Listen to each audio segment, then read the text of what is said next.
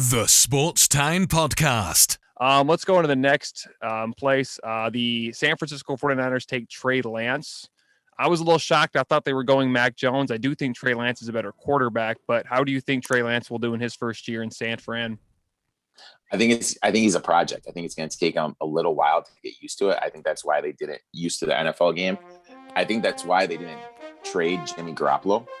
But yeah, I was really shocked they took Lance too. That kind of caught me a little bit off guard.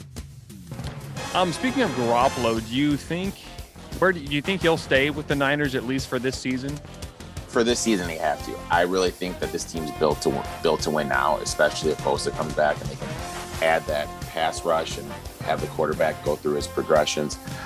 So I think he gives them the best shot of winning now.